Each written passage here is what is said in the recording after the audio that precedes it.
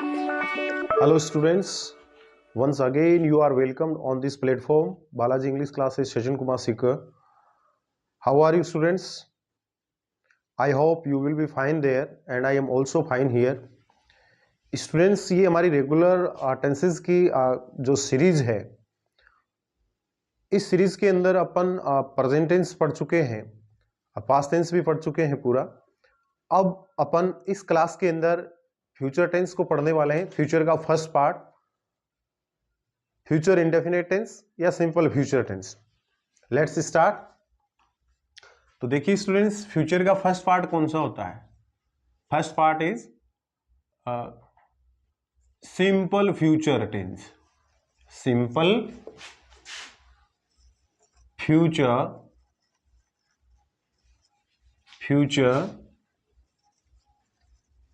Tense,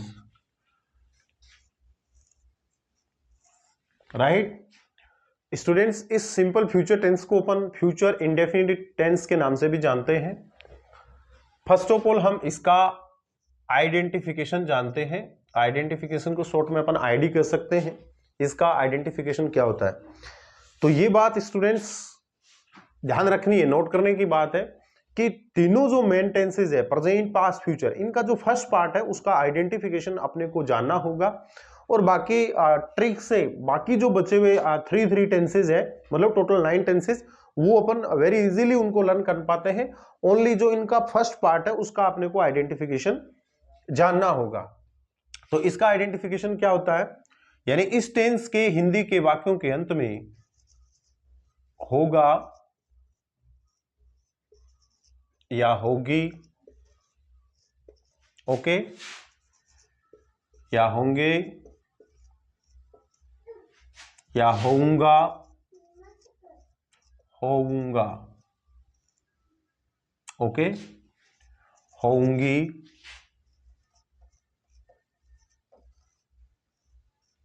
okay students, गा, गी, गे, ऊंगा, या फिर ऊंगी, ऊंगी, या फिर एगा, ओके स्टूडेंट्स, या फिर एगी, या एंगे, etc. etc means etcetera. यानी ये इस टेंस का आइडेंटिफिकेशन होता है स्टूडेंट्स. इसके बाद में हम स्टूडेंट्स इसका रूल जानने वाले हैं, the rule of this tense. Okay students, वही अपने को मेनली 4 टाइप के सेंटेंसेस बनाने होते हैं. First is affirmative sentence, then second is affirmative negative sentence, right, and third is interrogative sentence. Is that clear? And fourth is interrogative negative sentence. तो these are 4 sentences. यानी एक 5th number और भी होता है, वो इंटेरोगेटिव सेंटेंस ही होता है students. The sentences of WH word, the sentences of WH word, these are our sentences. इसका रूल क्या होगा स्टूडेंट्स, वो अपन जानने वाले हैं. इफ आवर सब्जेक्ट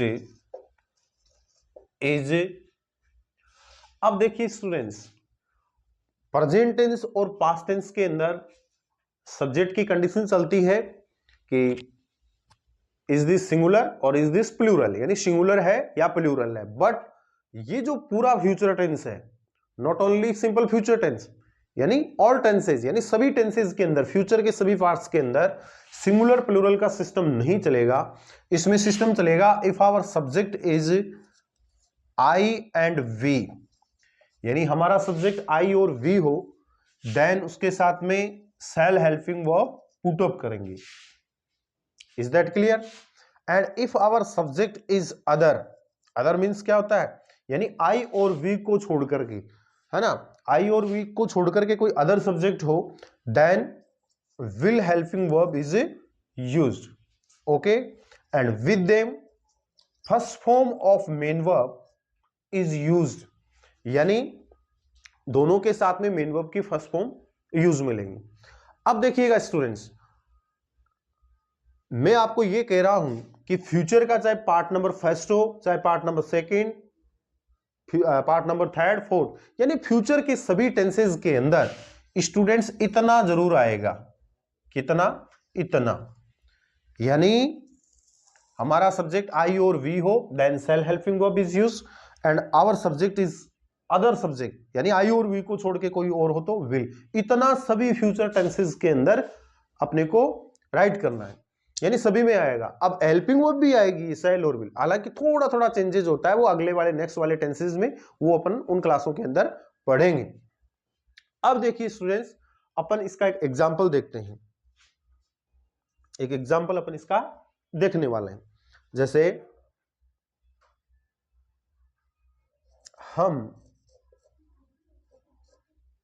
हम कल जयपुर जाएंगे. हम कल जयपुर जाएंगे. Okay students, first of all we have to identify the sentence. सबसे पहले सेंटेंस को आइडेंटिफाई करेंगे. इसके लास्ट में लगा हुआ है एंगी. तो मैंने कहा होगा, होगी, होंगे, गा, गी, गे, उंगा, उंगी, एगा, एगी, एंगे, लाइक दैट. ये सब क्या होते हैं? सिंपल फ्यूचर टेंस, यानी फ्यूचर इंडेफिनिट टेंस का आइडेंटिफिकेशन होता है. राइट, यानी इसको देख के हमने आइडेंटिफाई कर लिया ये सेंटेंस सिंपल फ्यूचर टेंस का. और जब इसका इंग्लिश ट्रांसलेशन करेंगे तो जो सिंपल फ्यूचर का जो प्रॉपरली जो रूल होता है उसी का अपन इसके अंदर यूज करेंगे. Then we have to do the division of the sentence, यानी सेंटेंस का डिवाइडेशन करना है. What is the subject? हम, this is subject. Okay, and then एंगे, आइडेंटिफिकेशन से जस्ट बिफोर जो भी होता है जा, इसमें ना ऐड कर दीजिएगा. That is our main verb. ये हमारा मेन वर्ब हो गया स्टूडेंट्स. ओके, कल, ये क्या हो गया?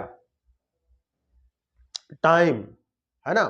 नेक्स्ट, ये इसमें कोई जरूरी नहीं है टाइम, ये सेंटेंस ऐसे भी हो सकता था, हम जयपुर जाएंगे. ओके, हम कल जयपुर जाएंगे, ठीक है ना. तो ये टाइम है. नेक्स्ट है जयपुर. ये जयपुर जो है स्टूडेंट्स, इसको अपन ऑब्जेक्ट नहीं कहेंगे, ऑब्जेक्ट नहीं है, ये नेम ऑफ एनी प्लेस है. ये लास्ट में इसका यूज करेंगे, क्योंकि ऑब्जेक्ट जो होता है वो 3 वर्ड से ही इंटरोगेशन वर्ड्स होते हैं, क्या, किसे, किसको, इनका ऊपर से जो आंसर आता है दैट इज आवर ऑब्जेक्ट. अब देखिए स्टूडेंट्स, मैंने बताया सब्जेक्ट ऑलवेज कैरीज सब्जेक्ट, यानी सब्जेक्ट के नीचे सब्जेक्ट आएगा. आवर सब्जेक्ट इज हम, हमको इंग्लिश में क्या बोलते हैं? We. This is a personal pronoun, ये एक प्रोनाउन होता है वी. अब हमारा सब्जेक्ट पुटअप करते ही हमको रूल को फाइंड आउट करना है. हमारा रूल कह रहा है कि if our subject is I and we, यानी हमारा सब्जेक्ट या तो आई हो या वी हो, आई और वी, यानी या तो आई हो या वी हो, then self helping verb is used. तो ये वी सब्जेक्ट है हमारा, तो उसके साथ में सेल्फ हेल्पिंग वर्ब पुटअप करेंगे, वी सेल. अब स्टूडेंट्स, वो आपको अफर्मेटिव नेगेटिव सेंटेंस का रूल मैंने ऑलरेडी बता रखा है कि थर्ड नंबर में नोट को यूज कर देंगे. इंटेरोगेटिव सेंटेंसेस के अंदर इस सेल्फ हेल्पिंग वर्ब को सब्जेक्ट से पहले पुटअप कर देंगे, और इंटेरोगेटिव नेगेटिव में सेल्फ हेल्पिंग वर्ब सब्जेक्ट से पहले पुटअप होगी, नोट का भी यूज होगा. एंड डब्ल्यूएच वर्ड वाले सेंटेंसेस के अंदर क्या होगा, है ना. जैसे जयपुर की जगह अपन ने कहां का यूज कर दिया, और कहां जो डब्ल्यूएच वर्ड है, कहां को इंग्लिश में वेयर बोलते हैं. ओके, वेयर, फिर जस्ट आफ्टर उसके हेल्पिंग वर्ब होगा, फिर सब्जेक्ट होगा, बाकी वही प्रोसेस रहेगा, लास्ट में क्वेश्चन मार्क. ओके, तो वी सेल.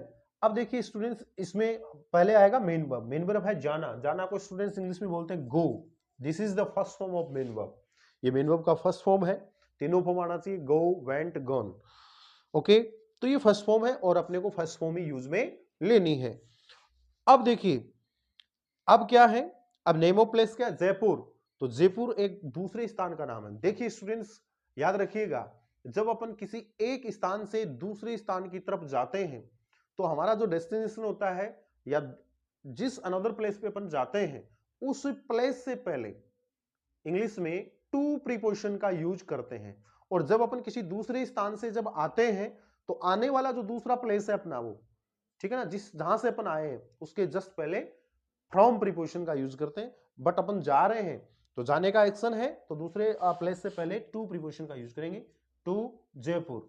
और जयपुर में स्टूडेंट्स जे कैपिटल ही आएगा। इसके टू रीजंस है, देयर आर टू रीजंस, है ना, टू रीजंस है। क्यों? Because it is the name of any place. तो देखिएगा इंग्लिश के अंदर किसी प्लेस का नेम हो, मंथ्स नेम हो, डेज नेम हो, किसी पर्टिकुलर टेक्स्ट बुक का नेम हो, है ना, किसी पर्सन का नेम हो, व्यक्ति का नेम हो, है ना, लाइक दैट, या फिर सिंगल आई हो, इन सब, सिंगल आई हो या फुल स्टॉप के जस्ट आफ्टर आने वाला लेटर हो, है ना, या स्टार्टिंग का जो लेटर हो, ये सब इंग्लिश में हमेशा कैपिटल ही होते हैं। तो इसमें जे कैपिटल है, जयपुर, और लास्ट में टाइम है कल। कल को इंग्लिश में स्टूडेंट टुमारो भी बोलते हैं और यस्टरडे भी बोलते हैं। बट जो टाइम पास हो गया यानी बीत गया, बीतने वाले कल को यस्टरडे बोलते हैं, बट ये आने वाला कल है इसको इंग्लिश में टुमारो बोलते हैं। ठीक है ना, टुमारो, टुमारो। ओके, तो ये था हमारा सिंपल फ्यूचर टेंस या फ्यूचर इंडेफिनिट टेंस। मैं उम्मीद करता हूं स्टूडेंट्स आप वेरी वेल इसको अंडरस्टैंड कर पाए होंगे। फिर भी आपके कोई डाउट रहता है तो आप मेरे से कमेंट करके विदाउट एनी हेजिटेशन आप अपने डाउट को क्लियर कर सकते हो। और स्टूडेंट ये हमारी जो क्लास है इसको आप अपने फ्रेंड्स है ना, अपने जो जान पहचान वाले और भी जो स्टूडेंट्स हैं उनके साथ में इसको ज़्यादा से ज़्यादा शेयर, सब्सक्राइब, कमेंट, लाइक ये सब करें जिससे उनको भी बेनिफिट मिल सके। That's all, thank you very much. Okay.